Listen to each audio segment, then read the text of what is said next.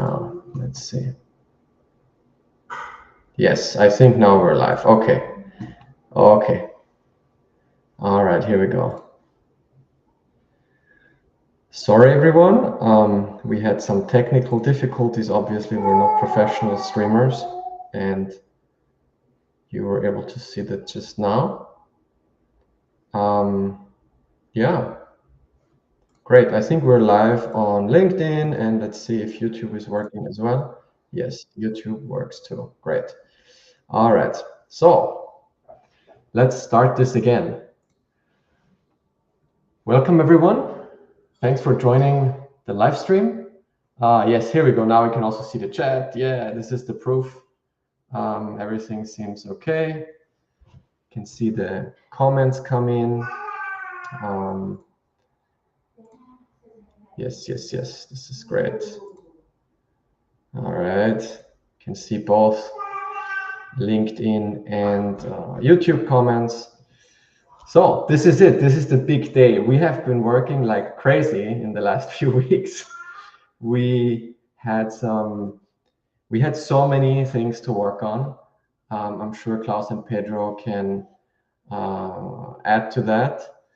But today is the big day. We have finally released version 2.0.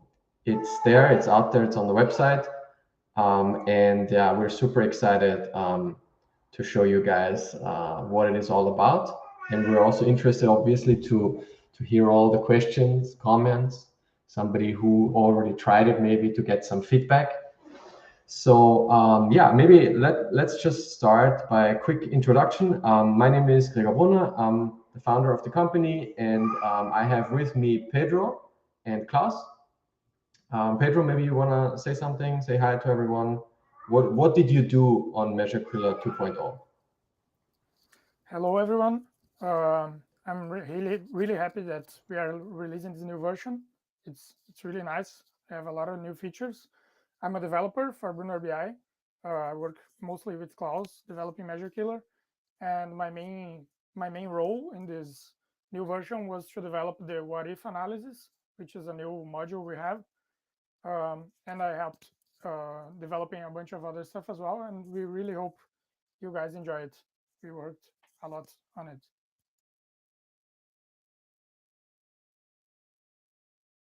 Great, thank you. So maybe Klaus can also say, Klaus is our lead developer actually, so maybe he has a lot to say, I would say. Hi, everybody.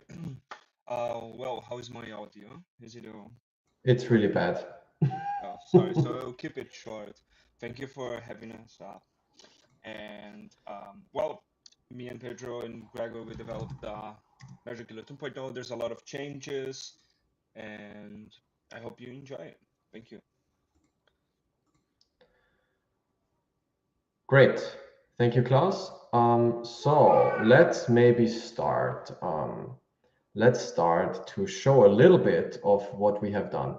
So I already posted something on LinkedIn today, but now we're gonna go through the presentation quickly.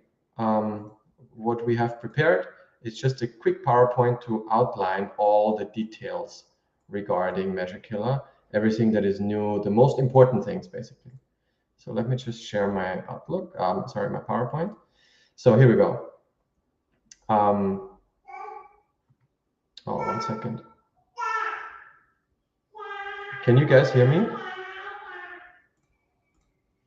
Pedro, can you hear me? Yes.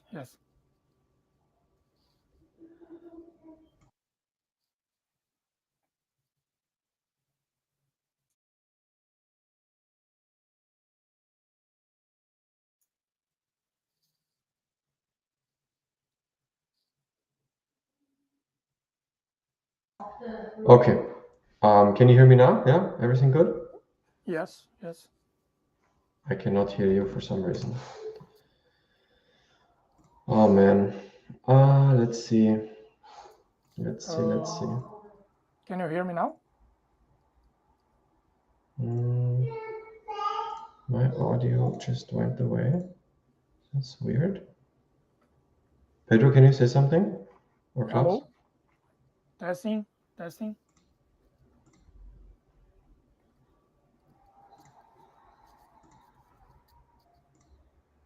Nope, cannot hear anything. Hello, hello, hello. 1 second.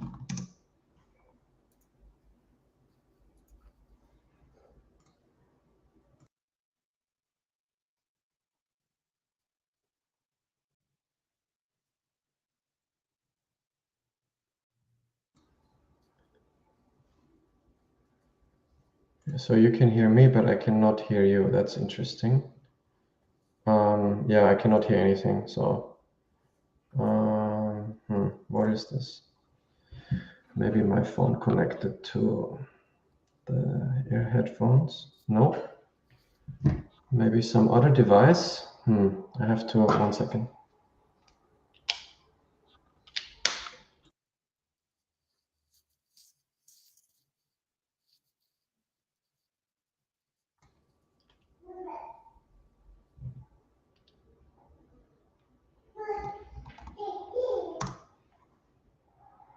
Hello? Can you hear me? Yeah, yeah, testing. I can hear you, Klaus. Can hear you, No. Pedro.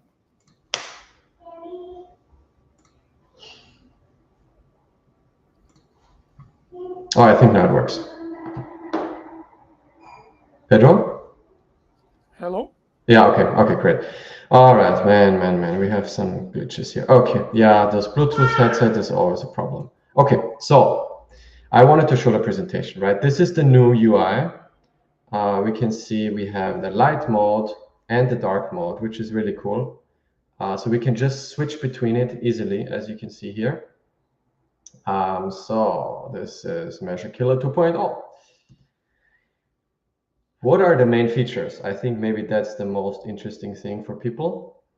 Like I already mentioned, we have a brand new, very modern and responsive UI.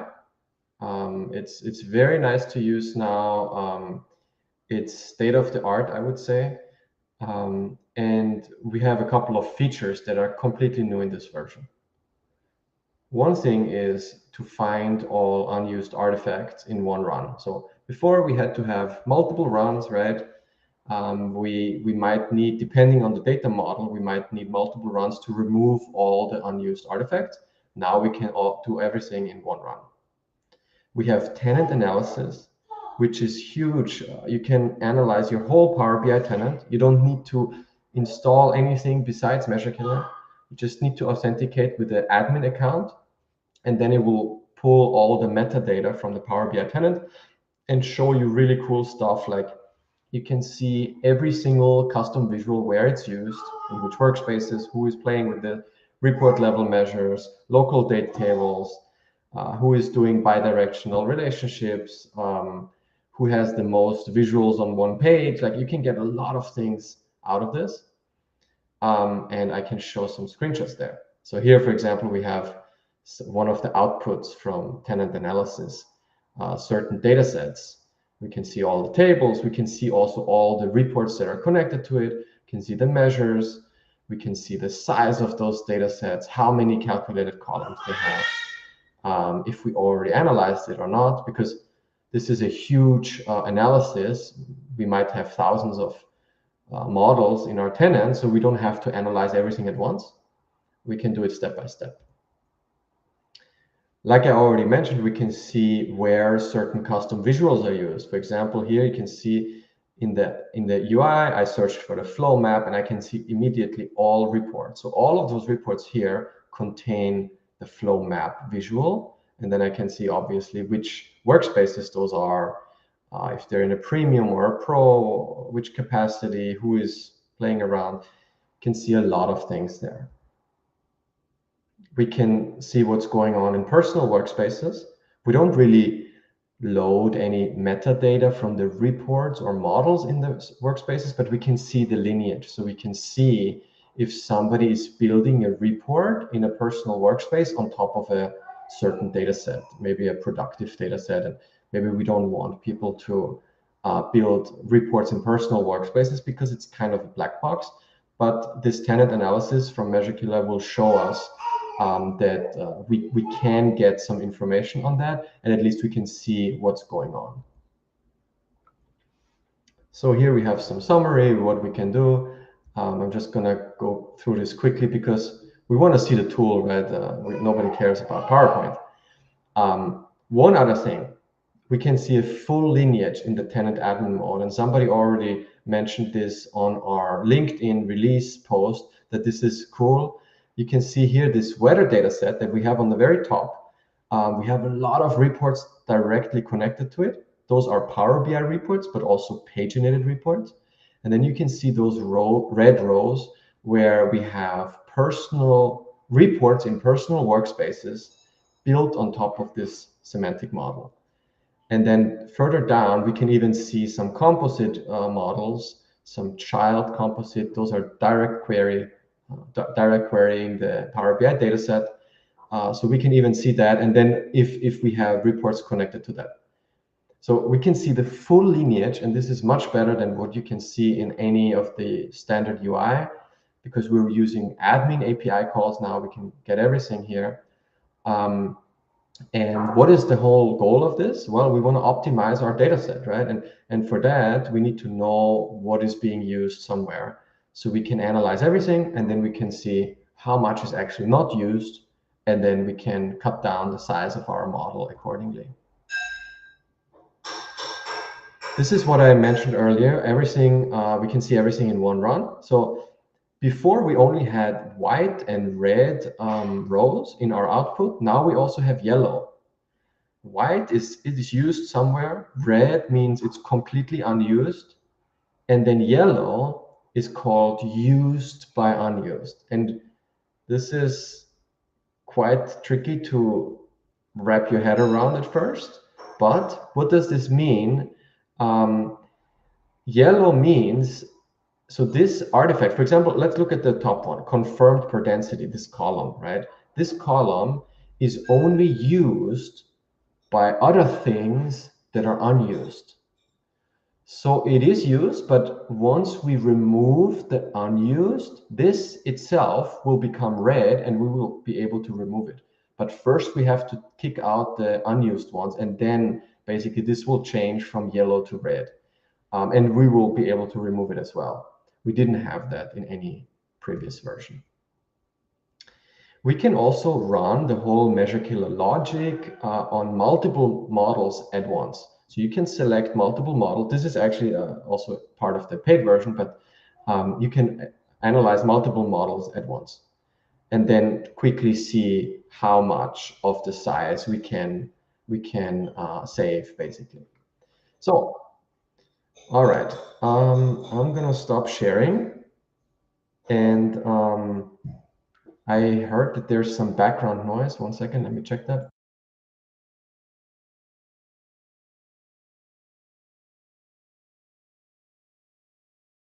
Okay, well, it's my daughter, I guess, and there's nothing I can do. This is how it is, guys. This is how it is, right? Okay, so maybe, can you guys hear me all right? Everything is good?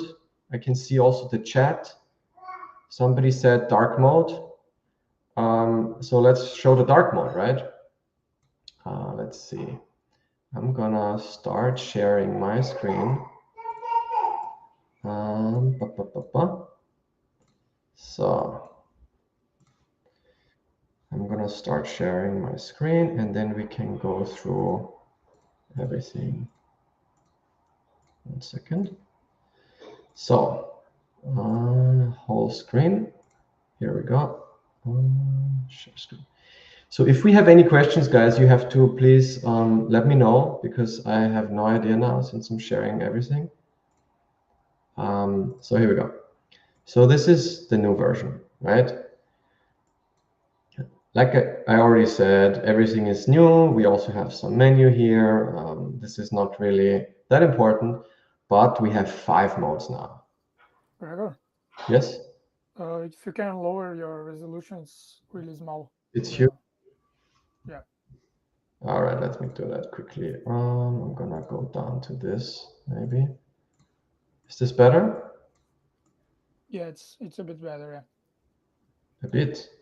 Wow, okay. It's still too wide, or what is it? No, maybe it's just on my screen, but Okay. it's bigger now, yeah. Okay, sure.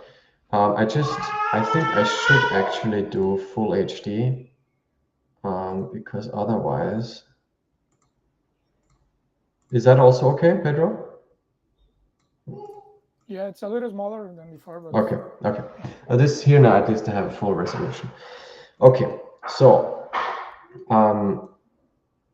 actually, wait a second. This is not full HD. This is too wide here, I think.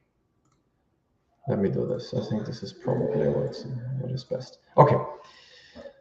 All right. So we have 5 modes now, right? We had those 4 modes were in the old version as well, and now we have tenant analysis, which is in preview still, but this is the brand new one. So I think since we have around 1.5 hours now, we can go through those 5 modes step by step, and people can ask questions. We can take all the questions in the chat, and we can also have a discussion, the 3 of us.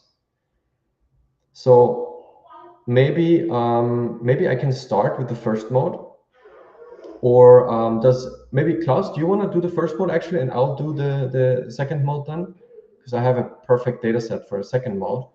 And if you wanna, is your audio better? I hope Oh so. no, actually not. Yeah. Okay. I'm just gonna start with the first mode, and you guys can give me the questions and comments and everything. So the first thing we need to do is we need to have Power BI open in the first mode. This is all about just analyzing one single report and data set. So I can now, you can see that it already pre-selected the file. That's actually the port. So it means the local instance of Power BI that is running on my machine. You can click on next. Now we have this nice new main window. You can already see that it already pre-selected this file. In my case, this is correct. This is the sales report. That's the one I have open here. Just simple Power BI report. I have shown this a lot in presentations. Just has 2 pages, overview and customer. And then we have also some tooltip pages that are not really that important. And then what we can do here is we can just run, right? We just want to run and see what's happening. So you can see here, maybe the most interesting thing is at the bottom left, this execution summary. That's the summary of everything that Measure Killer kind of analyzed. Here we can see 53% of my model is used and 47% is unused. 1 second, please.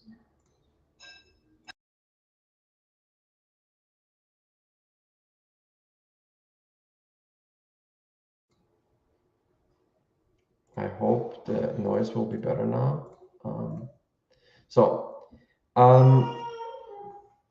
Okay.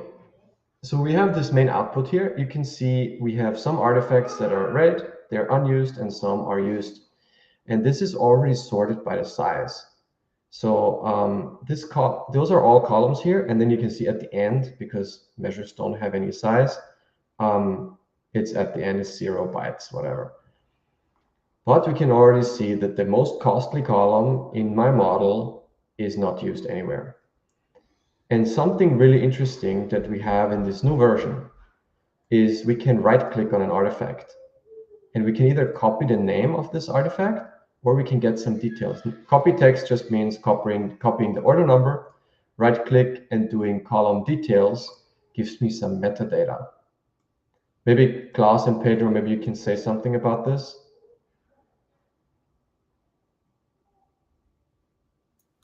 Yeah, this is like basically all the information that we have regarding every object we added in the context menu, a way to inspect. So you can see the information like in the JSON format, and you can inspect basically the artifacts mainly, measures and columns and everything else. So you can see details if you have like any doubts. You can even search in this tree.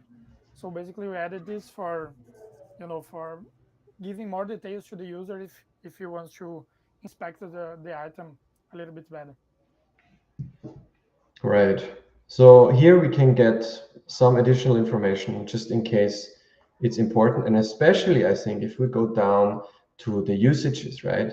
Something is used in a measure. Oh, I can see the DAX expression. So I can check if this customer key is really used in this measure. I can see the expression of this, and I can see, yes, it is using customer key. So this is all new and part of the new features. For a relationship, I can see all kinds of details, the IDs, things like this. Yeah, for basically, sorry to interrupt you. Yeah. For every object, we added a bunch of different things that made sense. Right. So, like, depending on the object, you have different options there. Like Gregor showed, for everything that has a DEX expression, we have the option to see it, and some other options as well, depending on the object that you are inspecting. Here we have something, this order date is apparently used in Power Query somewhere. I can right click, I can go to view M expression, and now I can search for this order date, and I can see where it's used, and I can just verify that this is actually true. So it's a good way to check that also Measure Kilo didn't make any mistake, and I can really see that there's something going on in the M code with this column. Here we also have a usage of a calculation item, so we can see what exactly is going on in my calculation group. It's doing something with year to date, and basically this is used. The dates are used there to retrieve the year to date value for a certain measure. Do we have any questions in the chat?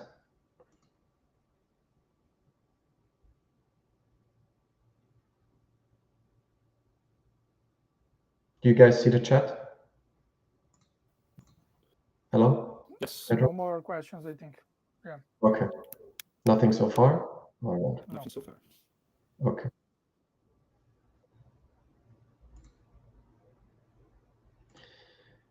Okay, so I'm gonna go back to sharing. All right. What else can we do? Maybe also the types are different now. I think, I'm not sure, did we have calculated column in the previous version, or did we not differentiate yet? Does anybody remember? Can you repeat the question, please? Sorry, didn't hear you. Did we have calculated columns here in the types or not in the previous version? Do you remember? I think so. Yeah. You think I'm we not did? sure. Yeah. Anyway, so what I usually do is maybe the most interesting thing in this case is how if something is really used a lot, and this profit measure is used 4 times in artifacts. And artifacts just means it's a measure or a calculated column, for example. And then, so those subcategories here, they're also new in this version. So we didn't just print everything, but we kind of created some subcategories to see where things are used to have it better organized. And if just adding quickly something to that, we basically split the usages in a lot of subcategories, like Gregor said. So now it's much easier to know exactly where it's used. So, for example, one issue that people talked about a little bit is that for visuals, sometimes it was kind of hard of knowing which visual it was, because maybe if you have like, I don't know, 10 cards in a page, it's hard to know in which one is which. So we added, for example, the information of the position of the visual, so you can find it based on that, and some other stuff as well in the visual inspection. And we have like different categories for calculated groups, for field parameters, for all the different niche usages you can have. So it's much easier now to identify the actual use and to see like where it's used than in the previous version. Sorry. Exactly. Right. And we also segregated it into visuals and visual level filters. Klaus, your voice is horrible. It's like a robot.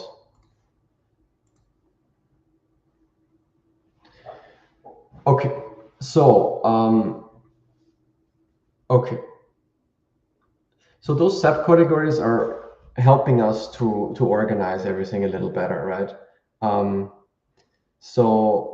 And additionally, the really interesting thing is if you open, especially the artifacts, you can see here that now we can even see for where this measure is used. We can even see those measures if they are used themselves or not.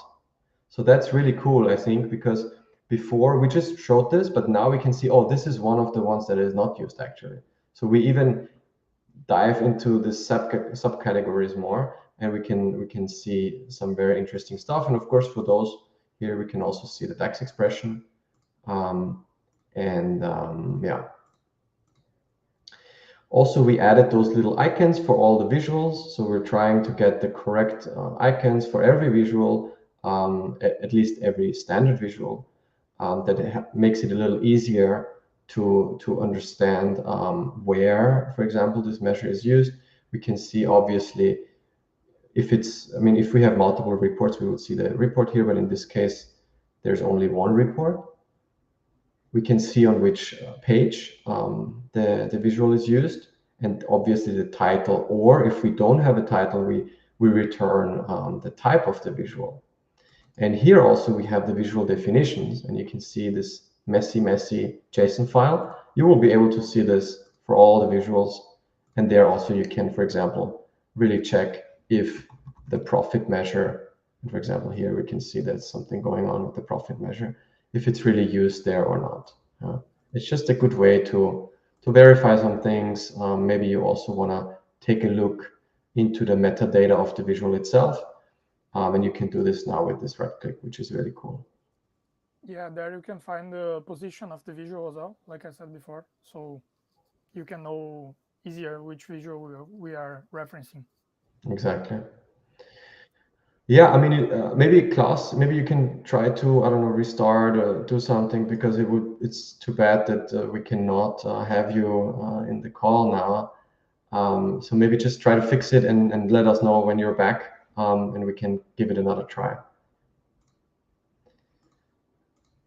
Okay, so what else do we have here? Yeah, used in artifacts. Oh, filters. So I think filters are also a really good one. By the way, this search is incredibly powerful. You can see if I just look for key, it returns all those key columns. It's a really powerful search. Date, it will give me this. I don't know, country, do we have country? And you can even look for a substring, right? You can look for everything with a bracket or something. It's really cool. And now I'm just searching the top level. So I'm searching this name column here. But if I want to search, let's see, if I want to search something else, and I wanted to search, filters, right? So if I want to search for filters, I can do search all levels. And now I can see everything quickly. I can see everything that is used in filters. So I can see that we only have 4 usages of filters in the whole report. One is a report level filter. One is a visual level filter, and two times actually a visual level filter, and once a page level filter. And we might have a question. Pedro, do you see something in the chat? No, nothing. No? Okay. Because I heard a noise and I thought maybe that's the chat, but apparently not. Okay, I'm just double checking if everything is okay from the technical side. But it looks good. Okay, Klaus joined. That's what happened. So Klaus, let's try this again. Hello. Hi everybody. I think microphones hate me. Oh, it worked. It worked. Nice. Sorry about that. My microphone hates me absolutely. Yes. Great job. So you're back, and do you want to continue presenting the sales report? Do you have it? Should I continue a little bit and then we'll switch? Yeah, you can continue and then we switch. I have to open everything up first. Sounds good. All right. So this search is like I said, really cool. We can really see everything. And obviously you have to know what you're searching for, right? So I can also search for, I don't know, map, right? And then I can see everywhere everything that is used in a map visual. Do we also have Azure? No, we don't have an Azure map. So I can really dive into this, and it provides a lot of cool things. Can even do type, I think, is the calculation group. Yeah. So I can see calculation items, which ones those are, where they are, if they're used or not. I can see things like this. And yeah, we can also just expand everything. We can collapse the whole table, and we can just filter the unused. And in my case, I already cleaned this up pretty much. So we don't have so many unused, but there's a couple, as you can see. And now we can go, actually, before we go to the killing, let's see this tables view. This is completely new. It was a really great idea from Klaus to not only show these results, because in a big report, you will have hundreds and hundreds of rows, maybe thousands of rows here. Especially once you expand, it can get really messy. So we built this tables view to have every table and just the columns, and we can see immediately how much or how many artifacts, how many columns and calculated columns of those tables are used somewhere or not. And that's, I think, a really nice improvement. So I can just open this up. I can see exactly 5 out of 8 columns are used here, and one of them is a calculated column. And yeah, that's basically it. And I can also obviously do the search here. And the next thing is the killing. The killing got a lot easier, I think. So we can either do the kill all or we can kill selected. And obviously here in this first tab, we only have calculated columns and measures. For a measure killer, this is always together. We can write to the model directly and remove those. And the data columns, the ones that come into Power BI through Power Query, here, those are separate because we need to have a different way of removing them. So the calculated columns and the measures, we can remove them through this tab here, and I can just we can test this out actually. Year-to-date profit, you can see it here in Power BI on the right side. We can also see it here. I'm just going to remove this. Boom. You can see it just went away here. And I also get this nice little box here. It says 1 artifact killed. Boom. And that's it. I can just remove everything now. And we can see also the other one disappeared and the unused calculated column. And the good thing is also, once I remove something, the output will update accordingly. So now you can see that I don't have this year-to-date profit measure anymore. I only have the other artifacts left that are still part of the model. So I don't need to run again if I remove measures and calculated columns. That's it. There's nothing left here. So we can go to the normal columns. I think here also, sorry, yeah? I was just gonna say we have a new chat, but I think it's about a bug. We'll take a look into that bug. We'll fix it as soon as possible, Rafael. Sure. Thanks for the comments. If you have any bugs, please mention it on our blog, on the website. That's the best way to report bugs. Yeah. So when you remove the data columns, the ones from Power BI, from Power Query, I mean, you can open up this tab, Kill Columns, and there we have this dropdown where with all the tables that have unused columns, and we can just double check. So this is main, sales, product, territories, and the calendar, and we can see actually there is one more, but that is a calculated column, so that's why it doesn't show up here. But otherwise, it's territories, calendar, products, and the fact table. The calculated columns, we don't remove them automatically. We will tell you if it's completely unused. You will see them here, but it's we don't really remove them automatically. That's something that is maybe still missing, but yeah, it's easy to do that, I would say. So I can select here the table where I want to remove the unused artifacts, and then I can switch between those Power Query functions, remove columns, or remove other columns. And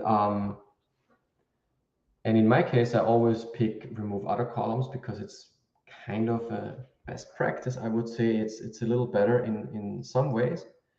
So once I copy this M code from Measure Killer, I can just go into Power Query. I open up this query and I just paste it into the advanced editor. And you can see everything stays the same. It just adds one step at the end. Click on done, boom, and it removes those columns. And this is a very safe way of removing stuff. It's just like before, but the remove other columns has this advantage that I have this little icon here, this little wheel on the right, that I can choose to add the columns that are removed later on easily. I don't have to do anything in the code. This is a very user-friendly way to add stuff later on if I want to. And then obviously I just need to hit close and apply. I let it run through. It's taking out those columns and querying the data. And then basically it's done. And I can also update the results now. So in this case, I need to run again. And you can see before 53% was used, 47% was unused. We want to get this down to 0, right? We want to have everything used. So I'm going to run again, and boom, 88% is used now, only 12% is unused. It didn't do everything because I didn't put in the other columns, the other tables, but it just shows you how it works.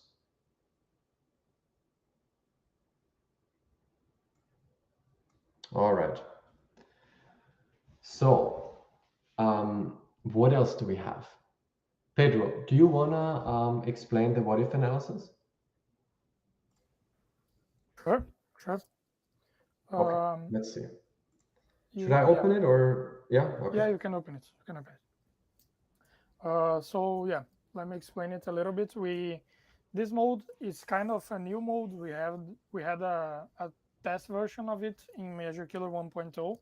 It was called Analytics, and now we renamed it to What If Analysis based on the feedback that we received, and based on a bunch of things. We changed it a little bit, the approach. But basically, this mode, the main objective to it is helping people to remove things that are not used in their model anymore, or that are used like one time, or using specifically in one usage. So we have like 5 modes currently, as you can see. We have the full view, the report, page, visual, and measure. And basically, in clicking each one of these buttons, you will see the different views that we have in the what-if analysis.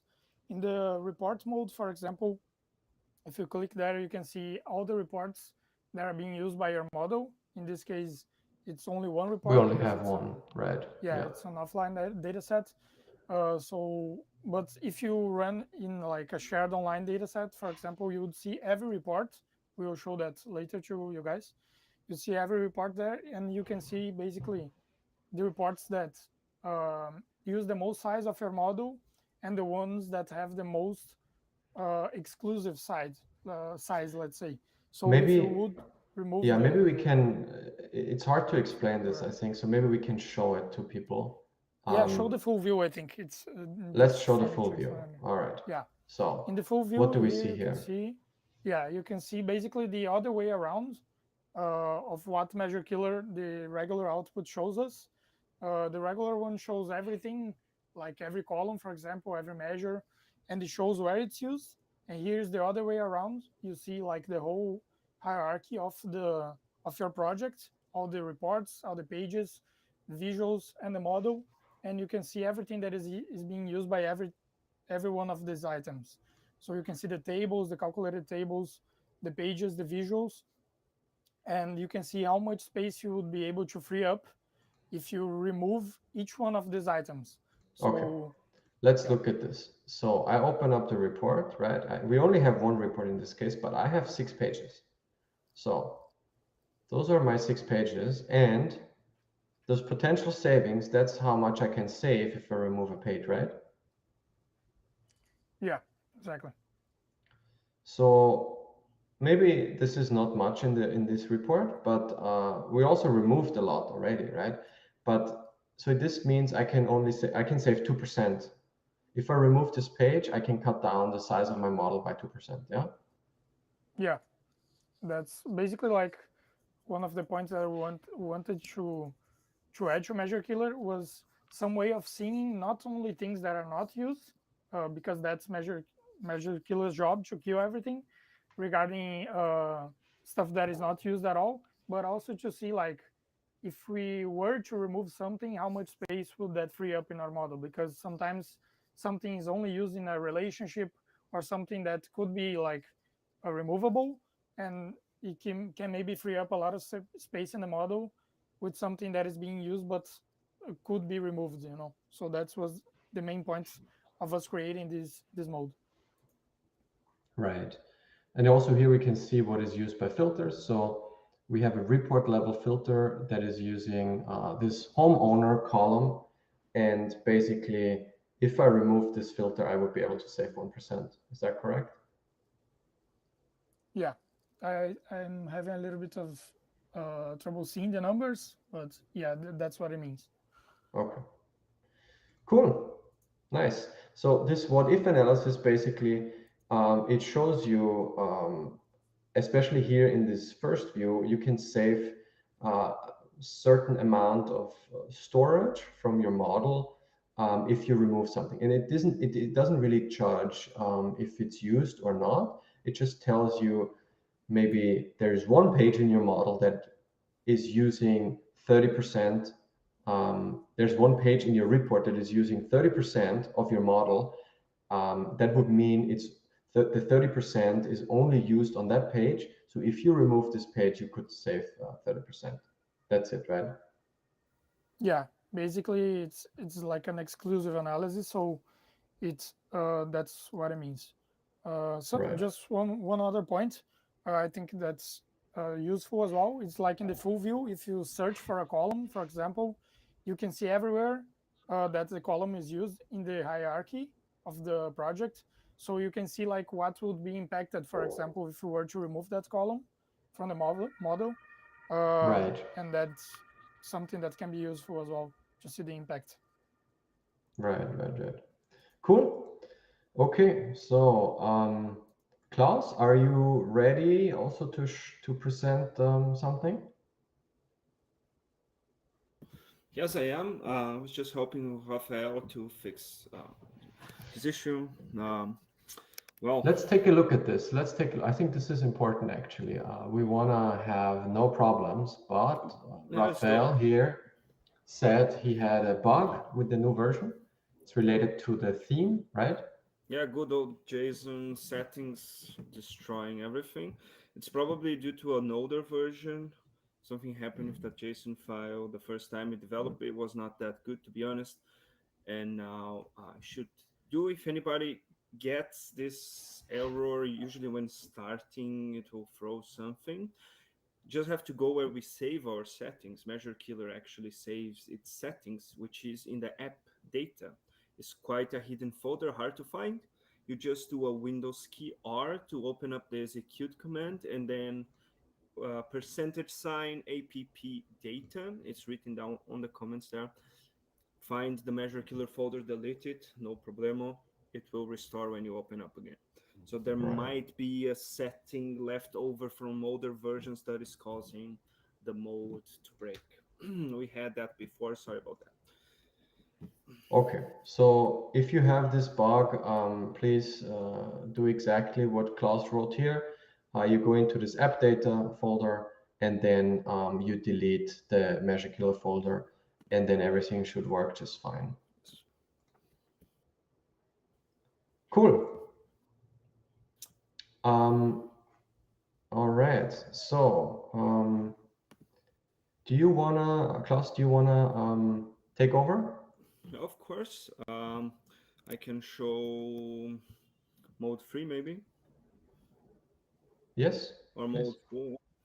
Mode 3, it's a... Maybe I have shown mode 1, so maybe yeah, you can show mode 3, Okay. the online datasets. let's do this. Just open my Measure Killer, freshly installed. The share is working, right? Okay, here we go. Should work. So let's take a look at this. Mode free, right? Just close Yes, everything. please. Wait a second. I'm not sharing your screen yet. Let me know when you're ready. I'm ready. Okay, here we go. Okay, so mode free, that's the online mode. The first thing that happens when you open up is it prompts you to authenticate for the API calls. You'll just use your normal account, open it up, your Power BI account, obviously. Then this little window will pop up with all the premium workspaces. Now, this is a limitation. An XMLA endpoint limitation that we cannot connect to datasets now, semantic models in pro workspaces, neither personal workspaces, obviously, but only we can connect to datasets in premium workspaces. So what we can do now is select one. I will go to our MK premium workspace and I will select the weather dataset. The second thing, it's a little bit different than the previous version. Now we have more like this window after window script, let's say, that we can first we select the dataset and we select the workspaces that we want to search for connected reports. And this is exactly it. Here I can now select workspaces that I want to search for connected reports. It's important because in bigger tenants, you can have multiple workspaces in this window.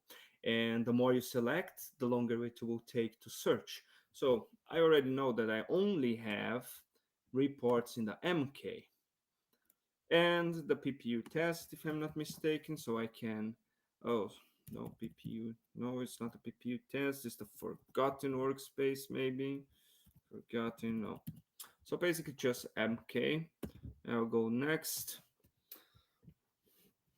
This will make everything easier. I will just expand the window. And now it did search for all the connected reports within the MK workspace. And I can see that I have some reports, some paginated reports down here. Now what I can do, I can unselect some of them, all of them, and select some of them to, if I don't want to add paginated reports or the humidity report, for example, I don't care to analyze, it's just a test report, something similar. I can remove them. Obviously, I'm going to run for all. And also what you can do, if you right click on this window, you can see the report details, some information about the report, or you can open it up in the browser. So it will lead directly to the Power BI report in the browser, and then you can inspect it, obviously. So it makes it easier. You don't have to search it manually. So once selected, I can also add some live report. Oh, sorry, not live reports, local files to this analysis, including analyzing Excel files connected to that data set. Let me just open this up to show you guys how this works. So there's this option that you can, in the Power BI service, you can do an analyze in Excel to a semantic model. This is an example. I have a connection. Yes, let me sign in, XMLA again. So this Excel file has a live connection to my semantic model where the data set. And what I can do now, Excel is taking a while, sorry about that. What I can do now is drag and drop this file to my analysis. So I just do this and I dragged it down there, and then I can add these Excel files. Let me add another one. Let me add this guy. Sorry, double clicked on it. Just here we go. Here we go. And where's Measure Killer? Here. Yes. So I added those two. Obviously, I can click here to do the exact same thing. But let's run this. Now, when you run the third mode, the first thing you get prompt is the XMLA connection, exactly like the Excel file that you just saw. Click in here, it will get my semantic models or data sets, metadata, the tables, everything else, columns, measures, and it will fetch the report layouts, the report definitions. And we get this little prompt similar to the Q measures that will have basically the final status of the fetching process that we use the API, the Power BI REST APIs to do. And okay, everything went well. That's very good. I will close this window. I can go back to this window if I go to this tab, connected reports, and open this up. I have it back. Really simple. And oh yeah, and I have a status here. So there is this status column that will say if the report was fetched or not, or the semantic model, obviously. As Gregor already showed you, we have the execution summary here and the results table. So this results table is quite interesting because now we can search for things like, for example, is there anything used in the analyze in Excel? Let's do this. For this, because if I don't have this checkbox marked here, I will search for something and we'll only search for the first level. Now, if I mark this, it will search all levels. So I can type in Excel, for example. Oh, and here I can see that I have artifacts, actually columns and measures used in analyzing Excel. Like, for example, temp C. Let me just remove this guy here. And I can see that it's used in paginated reports, is used in artifacts, and is used in our local files analyzed in Excel. Well, Great. How? So why did we develop Analyze in Excel only as local files? well, because we cannot detect if a data set or a semantic model, sorry, is connected to, you have an analyze in Excel, an Excel file connected to the data set. And obviously, nobody will publish analyze in Excel file. So it's more locally. So the scenario that we've imagined for analyzing Excel would be people from, I don't know, usually financial departments. They use a lot analyzing Excel. So if you have a really important Excel file that you want to add to your analysis and you don't want to remove columns or measures used by this Excel file, you can add it manually like we did, and then you have your results. Right, Um, great. just quickly, I think two features that I think are really nice as well are in the left. The execution summary, I think it's really good. It's something some people requested us, um, because it shows like a summed up view of everything, of the results of the analysis. So if you want to like take a quick look to see how bad the report is, for example, you can see it only by a glance now. And above it, like the logging messages, I think it's really good to see everything that Measure Killer is doing as well. You can see the individual errors and everything, so it's like a step by step, so you can like see the execution, if everything is okay, if everything is happening like it should. So I think it's two very good additions as well to this version. That's a very good point. That's a very good point. Yes. And the execution summary, we have the most important metrics for a Power BI report, at least that we consider, obviously. Basically, local data tables that are really bad, many-to-many relationships, and unused artifacts, obviously, and a quick summary of how much you can reduce the size, obviously uncompressed size of your data set if you remove all unused artifacts and used by unused. uh, Oh, well, and I forgot one of the best features that we have for this new version, actually, which now you see here that I have the where dataset option to select. But this is actually something that we can analyze multiple data sets at the same time. So let's try this guy here. And I don't know what else can I select. I don't want to run for a lot of them, but let us maybe the CO2 data set, simple data sets that we have. I'm just going to search again in the MK. Let me select them. Search same thing. Now it's quicker. We already have the reports for that workspace. It's the same workspace. And I'll click on run. Wait for a little while. Because before in previous versions we could only run for one data set. Now it's basically unlimited.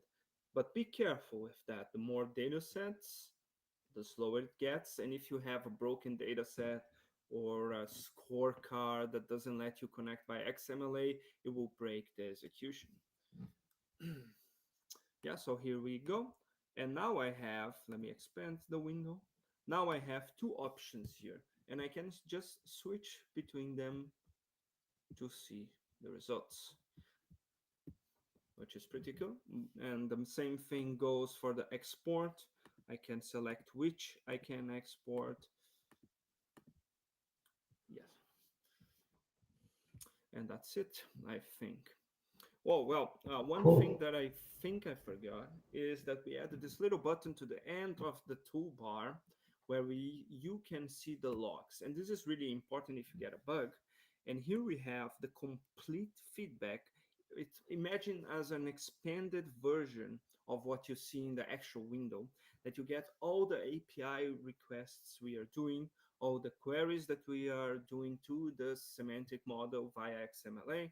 For example, this guy right here, the refresh policies, the measures. So basically this is the metadata queries, the DMV tables that we use to build the logic for measure kilo. That's it. I don't think I forgot anything. Great. I just realized, I think, yeah, I just realized that on LinkedIn, I think the quality of the video was not that good. So if you have any problems there, I would recommend switching to YouTube. On YouTube, at least for me, it looks better. Just let us know regarding this. We can continue to monitor this and maybe change something. Just another quick add-on that I think it's really good as well is in this version, after you remove stuff, you don't need to run again, which was something that for big models is really important as well. If you remove stuff, you needed to run again in the previous version to see the impact of the analysis, to see, like Gregor said before, to see if something was unused after that. So one of the big features that we have is this. Now you can simply remove it and you don't need to run it again. So yeah, for bigger models, I think that's really important. Exactly. For example, I can demonstrate that quickly. Thank you, Pedro. Actual temperature restored is unused. I'll click here. I will kill selected. We're doing XMLA right, obviously, because this is one of the online modes. I will do yes. Just wait a little bit. We're going to get the feedback window, close it up, and we go back and we try to search for the actual temperature.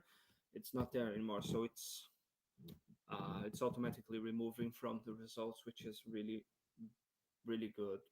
Previous versions, we didn't have that. So pretty good addition, Right. I would say. Maybe we can do a quick Q&A round. Maybe I'm curious also to hear what people would like to see in the future. We have a bunch of people joining through through LinkedIn and YouTube. If you have a request for us, if you really like the tool, if you wanna ask us something, now is a good time. Just put your questions in the chat and we will take it. Klaus is also showing, maybe let me go back here to, oh, You're not sharing your screen anymore? No? Okay, Oh no. No, right. should I? No, it's fine, it's fine. One problem that we have with this third mode with normal privileges, right? One problem we have there is that you don't get the full lineage, right? We have a question from Joao. Let me put it here so everybody can see. Yeah, so actually it's not a question. um, but yeah, so exactly, if you only need to remove it once, it's easier. We understand for a lot of people it's quite tricky, especially the first time you use it. We try to make it very user friendly now, but we understand that still, if you use it the first time, maybe you're going to have a hard time realizing exactly what's going on. Um, yeah, there might be some barriers in that sense. So thank you for that comment. Yeah, one thing that Klaus mentioned before as well is that we tried doing everything in Measure Killer a little more wizard like. So you have like a step by step on how to do things, because this was a feedback that people gave us in the first version, that sometimes they would get lost in where they should click next to proceed with the process. So now it's a little bit more intuitive. You only have one option at a time on what you should be doing, so to help out with those kind of issues. Yeah. Right, exactly. There is a question from Andy, not sure exactly. Do we have any news on the audit report, right? I think that's the export feature, what he's talking about. What has changed there? Well, we changed a lot. Firstly, and thank you for your question, by the way.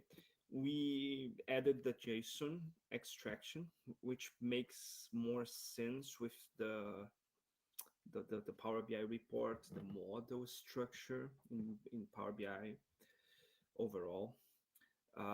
We don't have the exact documentation ready to publish yet, but we are planning on do that. And the audit report, actually, I don't understand that.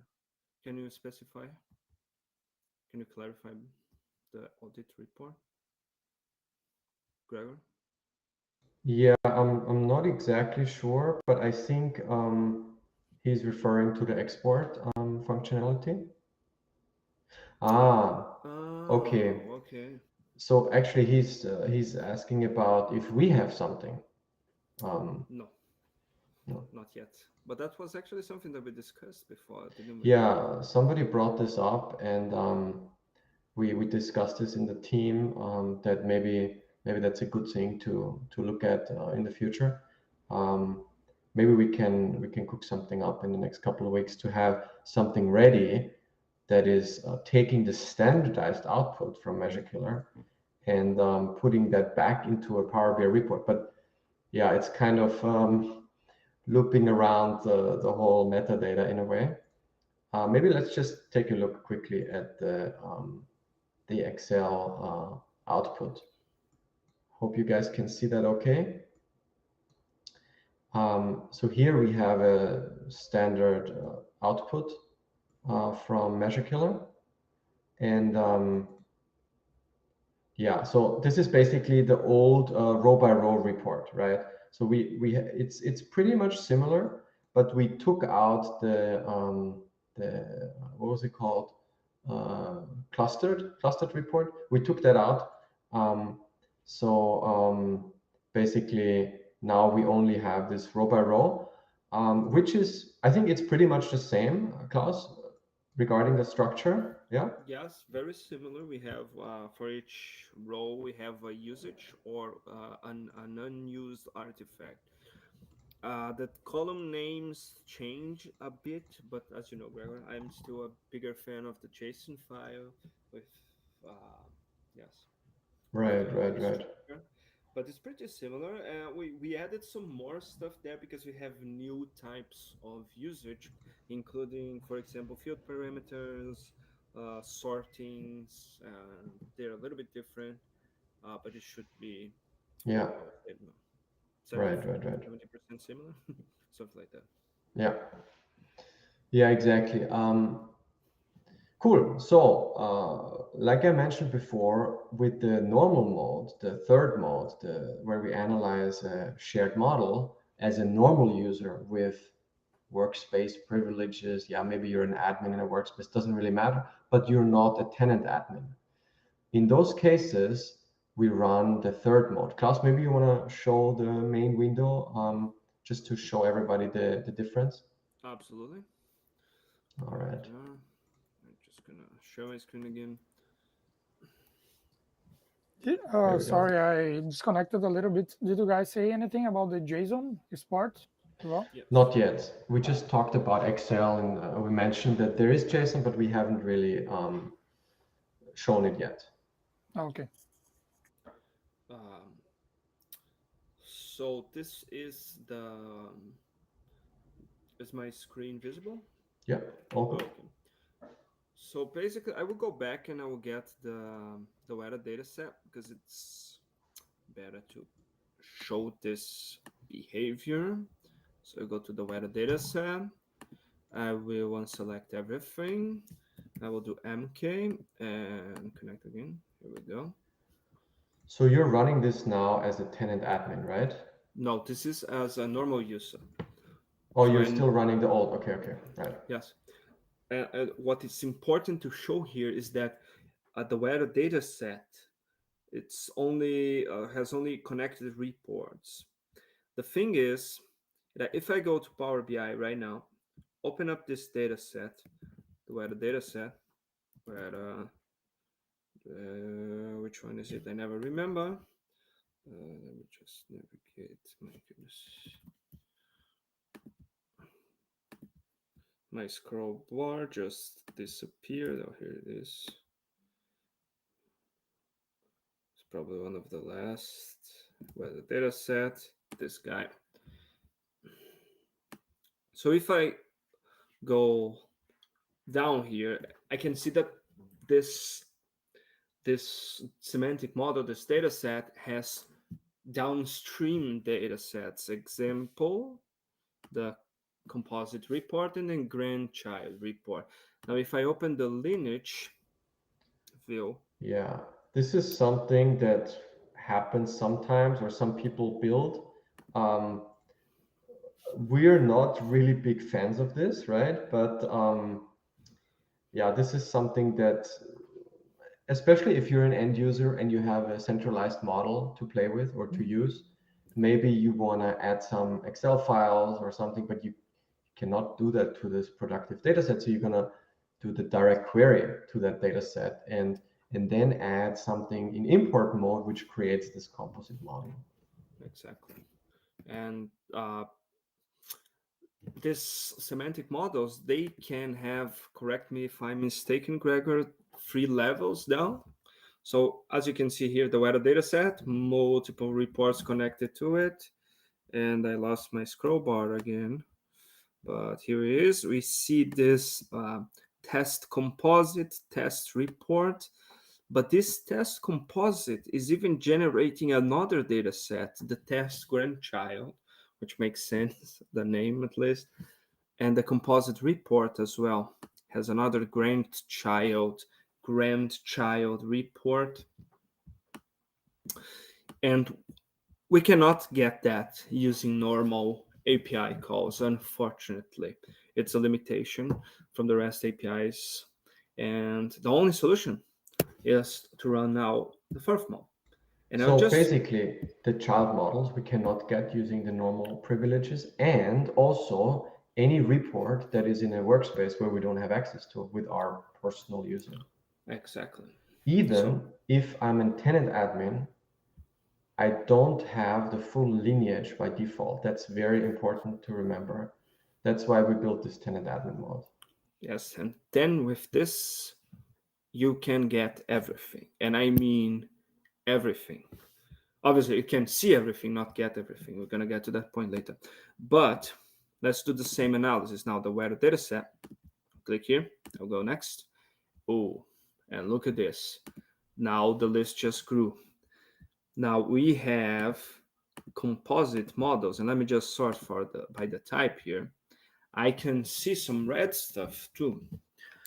So this where data set, it has a report on the it has a child model or a downstream semantic model connected to it called the composite report that we just saw, and another data set in the Corona workspace, a different workspace connected to this. We also have some red stuff here, which is a data set in a Pro workspace. And as I said before, we cannot do XMLA to data sets in Pro workspaces, only in premium workspaces. And this is really important here. We have a report in a personal workspace. Now we cannot get the layouts from personal workspaces. The layouts, when I say layouts, I mean the report. Obviously, we can get them from Pro workspaces. That limitation is only for semantic models. So you can see now that we have a gigantic list and another personal test report, another report in a personal workspace. So what Measure Killer will do, it will basically say, oh, you have some stuff in that workspace, we cannot access it. If you want to analyze it, just move it to a premium workspace. If you want to analyze the reports in a personal workspace, if you are an admin, just contact that person. Is that report important? Or is just a test report? Do you want to have it analyzed? Put it on a premium workspace or a Pro workspace. We are giving the information even though we cannot analyze it. So if I click run now, it will grant me the access to the workspace that I don't have access to, including text 67, forgotten workspace, PPU test, and test 66. I don't have access to those workspaces.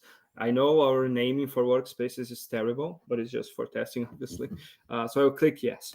And if I go back to my connected reports, I will see that for some, I don't have access. So Measure Killer will verify if you have no access, or even if you are a viewer, because viewers don't have access to the XMLA, for example, or to getting reports. So Measure Killer will grant you access, and then it will fetch everything it needs, and then prompt you to remove the access. Let's just take a look here. So I'm seeing this, and I'm seeing now that I'm fetching all the reports one by one. Let's wait a little. And now this window appears, prompting the user to remove the access to the workspaces that Measure Killer granted access in the first place. So first, it gives the personal user, because that's how you run Measure, that's what you run Measure Killer with, right? First, it gives you access to whatever you need to do the analysis. Then it does the analysis, and then it takes away the access again. Exactly. Okay. And then you can select, obviously, if you want to keep access. I think I accidentally clicked on something, but if you want to keep access to one of those, just unflag it here, but I will do it for all. And then we can see that everything is being removed. And then we have our feedback window, and suddenly results. Super easy, right? You don't have to do anything. Measure Killer will analyze everything that it can. Furthermore, we can even take a look at the children here. When I say children, I mean obviously the downstream data sets, all the way to the third level, which is the grandchild in this way. And here it's very important to understand that when you do direct query, you can rename tables, you can rename columns from the original data set. But that doesn't matter. Measure Killer will find it. It will track the renamings to all the levels, and it will only suggest to remove if the column is not used absolutely anywhere. So if you import a table to a downstream data set, you change its name, you change the name of the table, you put it on a visual, you will use it in a measure, you use it, I don't know, for a relationship, it will be shown here, all the way to the top of the parent data set or the original data set. Do we have any questions?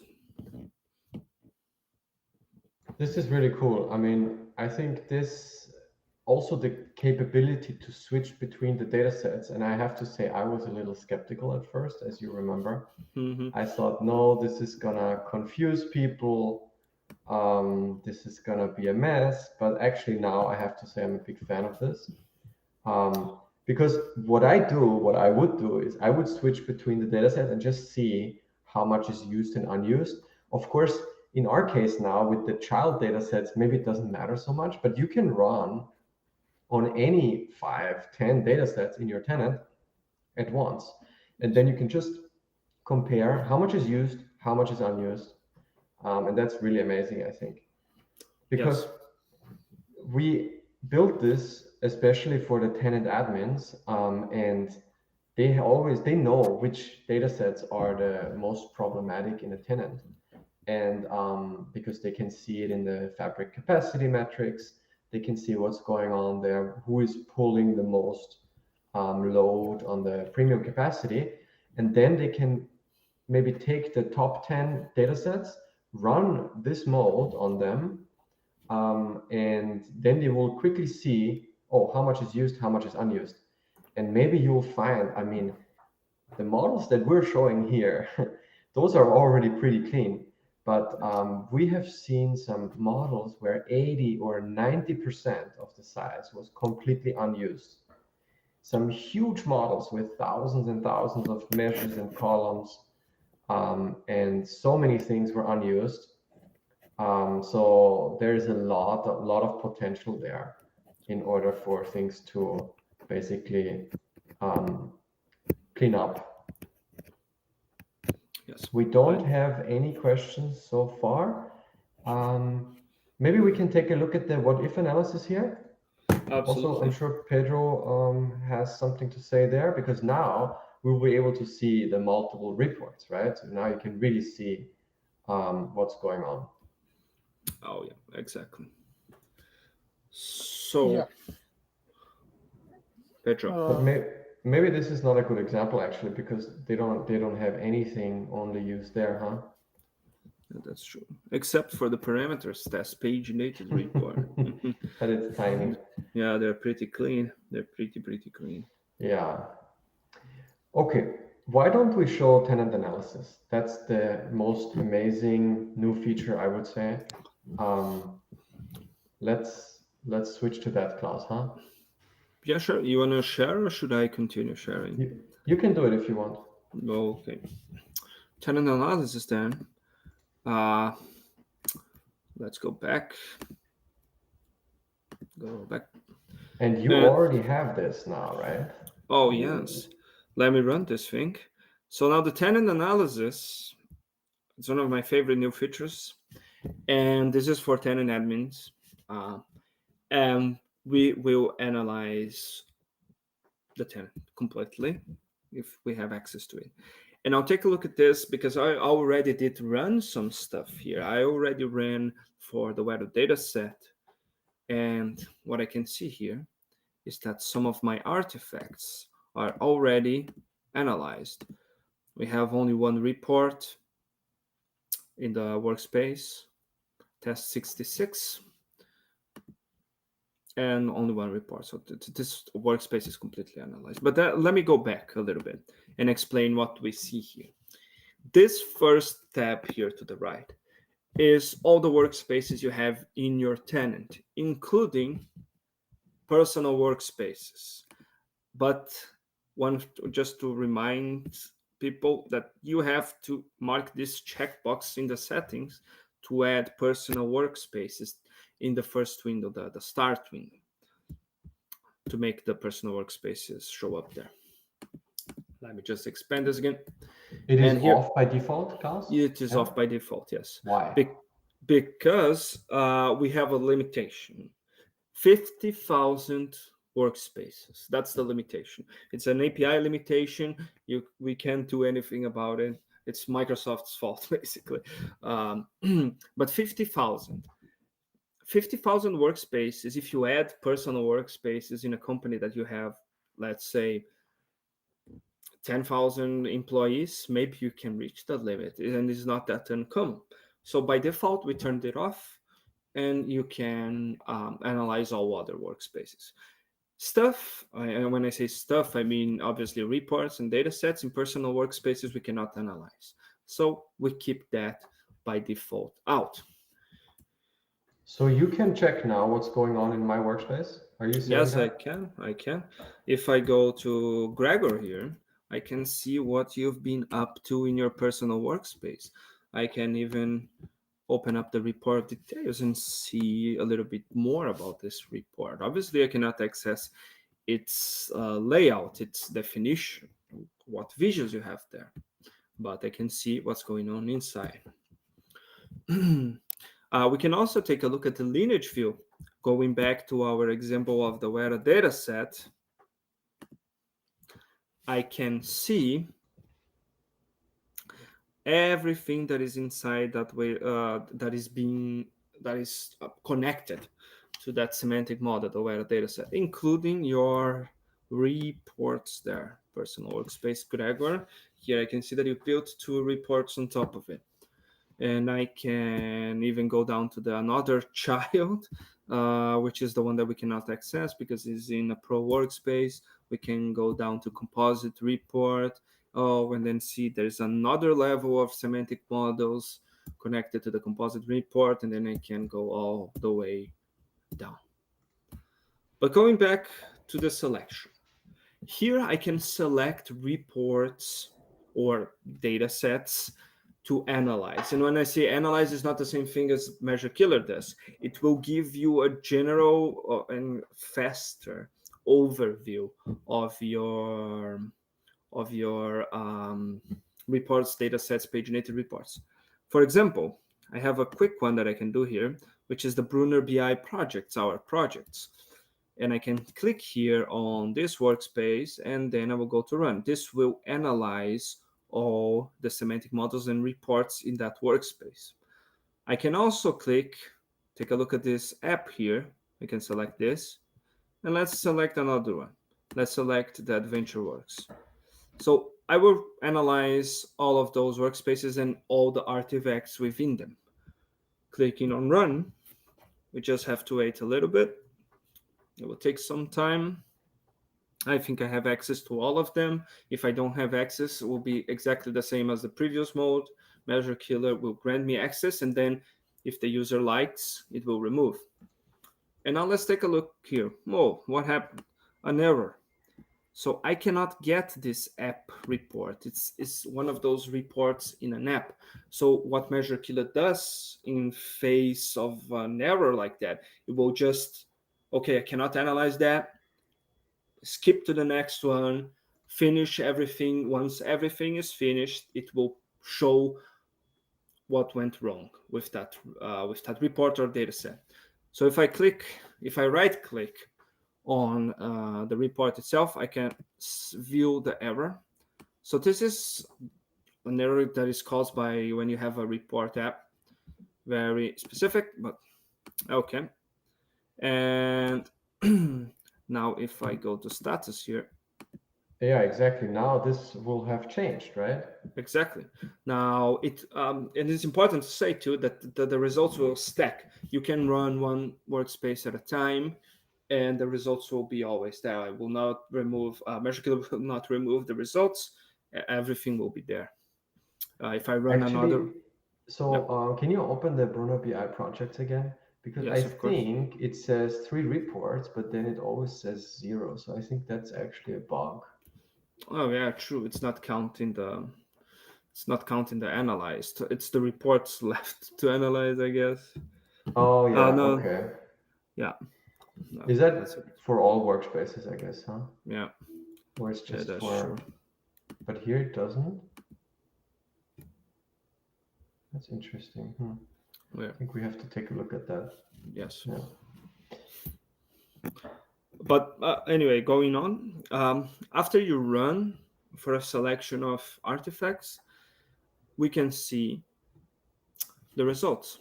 So, for example, all the models that we analyzed will be in the semantic models tab. We can see the size. So which model is bigger, world data and web? Which models have the greatest quantity of calculated columns? Which model has more report connected to it? The weather data set. If I expand this, I can see even more details. All the tables, relationships, measures, connected reports, and connected paginated reports. If I expand the tables, for example, I can see the size, the uncompressed size of each table.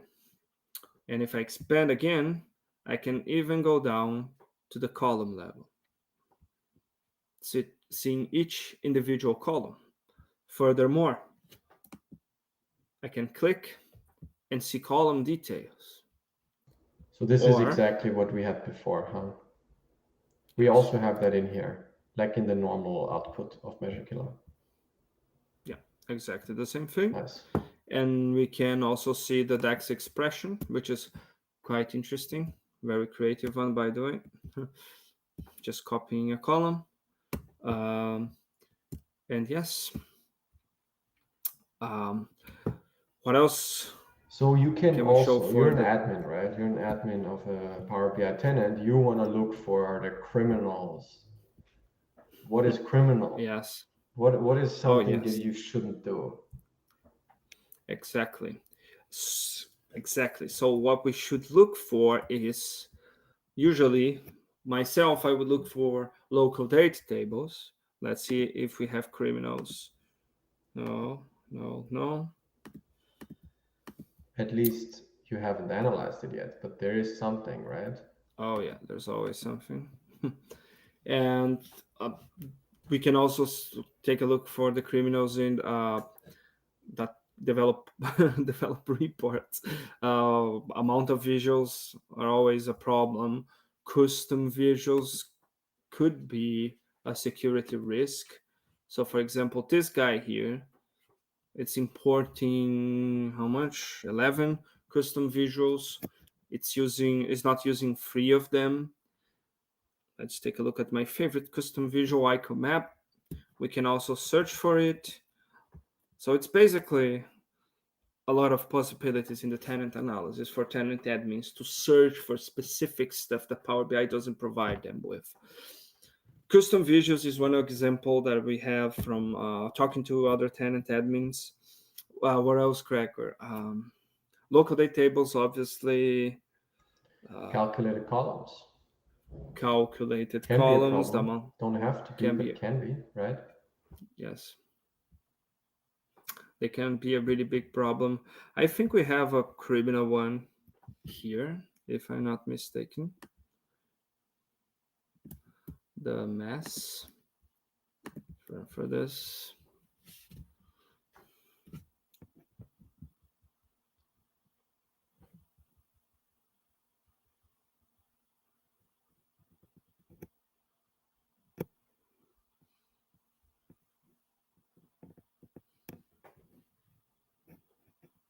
So this is the worst data set we have in our tenant, right? Yes.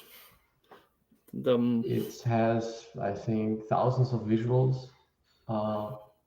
It has on one page, if I remember correctly, it has a few hundred visuals and 1,000 local data. Well, 167 local data tables. 167 local data tables. It's absolutely enormous. It's more than half of the total size of this data set. And actually, I forgot to, because we already analyzed some stuff. If you want to refresh, obviously this will be static, so anything new will not be there.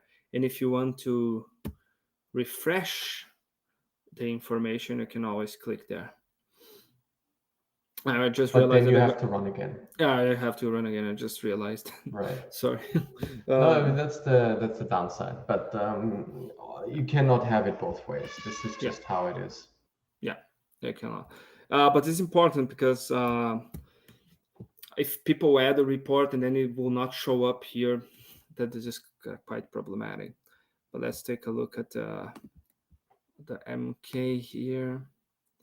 The mass. Let's go about the mass. Here we go. Yeah, let's look into this one again. And obviously, we don't run the measure killer logic here. We just run some metadata analysis.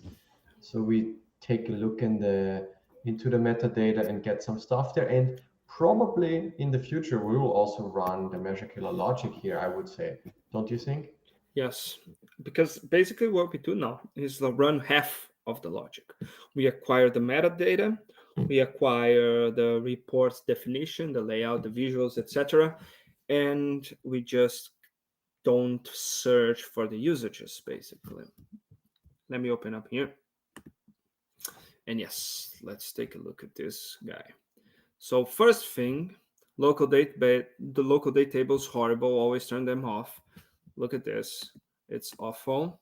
We have just one table with 30 megabytes. It's a lot. Half of the model, even more than half size-wise, is just by the local date tables. 1,000 columns, calculated columns, I'm sorry, are from local date tables.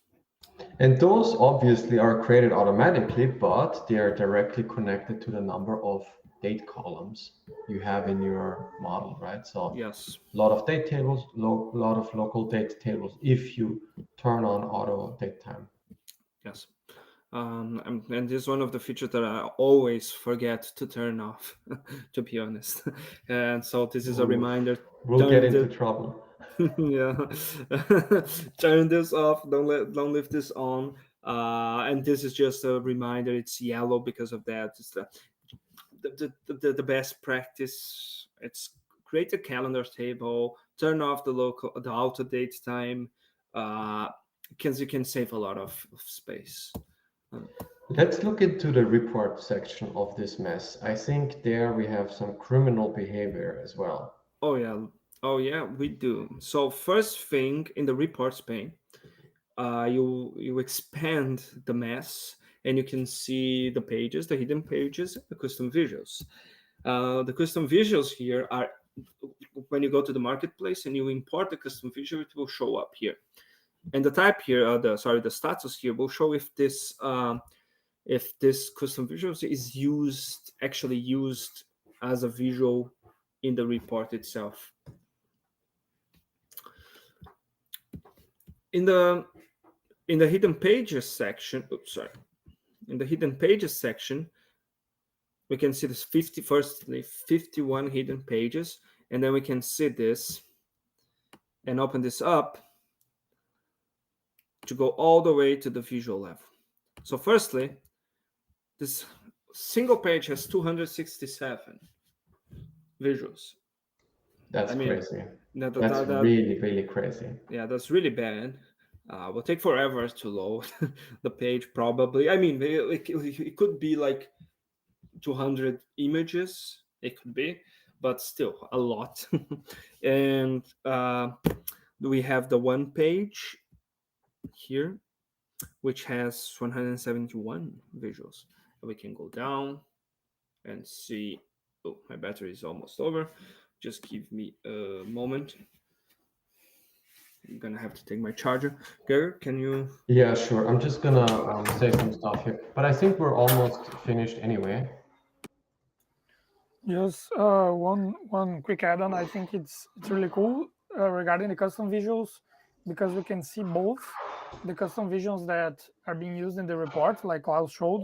You can see everything that is imported and if it's used in the report at all.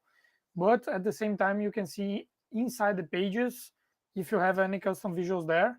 So it's like Klaus showed before as well. It's a different category than visuals.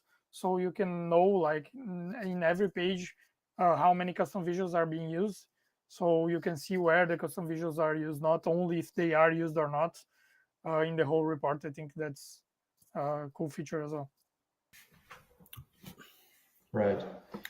Yeah, no, custom visuals is a huge thing. That was actually, I think, the initial idea of developing the tenant analysis. We realized that so many people have problems with custom visuals, and yeah, so then we started building this and always continued to expand it and so on. Anyway, I think we're pretty much done. Thank you, everyone. Thanks for joining. We had some technical difficulties at the beginning, but maybe the next one will be better. We'll have more experience, and otherwise, please try out the tool. Let us know how it goes, and yeah, it was nice to have this, and give it a try and let us know. Thank you so much. Thank you. Thanks, everybody. Yeah, thanks. Thank you.